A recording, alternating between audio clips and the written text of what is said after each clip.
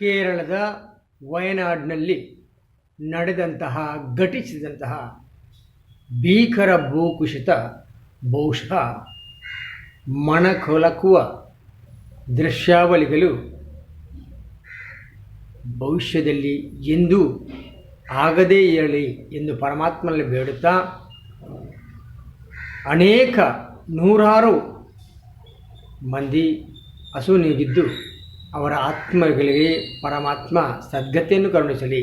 ಅದೇ ರೀತಿಯಲ್ಲಿ ಆ ಕುಟುಂಬಗಳಿಗೆ ಸರಕಾರ ಸಾಂತ್ವನವನ್ನು ಕರುಣಿಸಲಿ ಎಂದು ಬೇಡುತ್ತಾ, ಬಹುಶಃ ಮಂಗಳೂರಿನಲ್ಲಿ ನಡೆಯುತ್ತಿರುವಂತಹ ಟೈಗರ್ ಕಾರ್ಯಾಚರಣೆ ಇದು ಬೀದಿ ಬದಿ ವ್ಯಾಪಾರಿಗಳ ಬಾಲನ್ನು ಬೀದಿ ಪಾಲು ಮಾಡಿದ್ದು, ಬರಿಗೋಲು ಮಾಡಿದ್ದು ಬಹುಶಃ ಗುಬ್ಬಿಯ ಮೇಲೆ ಬ್ರಹ್ಮಾಸ್ತ್ರ ಎಂಬಂತಿದೆ.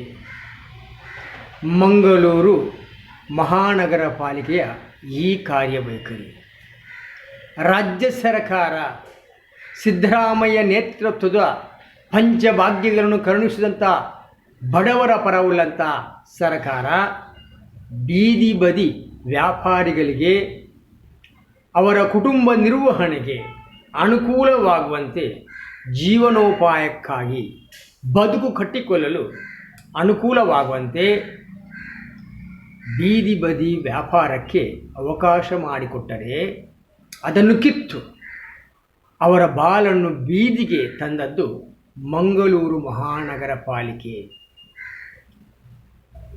ಮಂಗಳೂರು ನಗರ ಪಾಲಿಕೆ ಆಡಳಿತವು ಬೀದಿ ಬದಿ ವ್ಯಾಪಾರಿಗಳ ತೆರವು ವಿಚಾರದಲ್ಲಿ ತಾರತಮ್ಯ ಎಸಗಿದೆ ಎನ್ನುವುದು ಜನಸಾಮಾನ್ಯರ ಅಂಬೋಣ.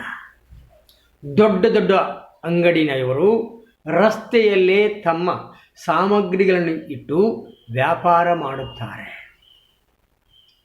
ಅಂತಹ ಅಂಗಡಿಗಳನ್ನು ಮುಟ್ಟದೆ ಕೇವಲ ಬಡ ಬೀದಿ ವ್ಯಾಪಾರಿಗಳನ್ನು ಮಾತ್ರ ಟೈಗರ್ ಕಾರ್ಯಾಚರಣೆಯ ಮೂಲಕ ತೆರವುಗೊಳಿಸುತ್ತಿರುವುದು ಖಂಡನೀಯ. ಪಾದಚಾರಿಗಳಿಗೆ ಅಡೆತಡೆ ಹಾಗೂ ಸಾಂಕ್ರಾಮಿಕ ರೋಗ ಹರಡದಂತೆ ಶುಚಿತ್ವವನ್ನು ಕಾಪಾಡುವುದು ಬೀದಿ ಬದಿ ವ್ಯಾಪಾರಿಗಳ ಹಾಗೂ ನಗರ ಪಾಲಿಕೆಯ ಜವಾಬ್ದಾರಿ. ನ್ಯಾಯಬದ್ಧ ತೆರಿಗೆ ಪಾವತಿ ಎಲ್ಲರ ಜವಾಬ್ದಾರಿ. ನಿಗದಿತ ಸ್ಥಳದಲ್ಲಿ ಜಾಗ ಗೊತ್ತುಪಡಿಸದೆ ತೆರವು ಮಾಡುವುದು ಬಹುಶಃ ಸಮಂಜಸ ಅಲ್ಲ.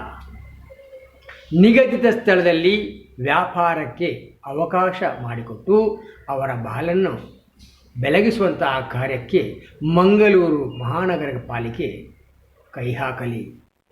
ರೋಗ ರುಜಿನಗಳನ್ನು ತಡೆಯುವಲ್ಲಿ ಎಲ್ಲ ಜನಸಾಮಾನ್ಯರು ಸಹಕರಿಸಲಿ. ಜೈ ಹಿಂದ್.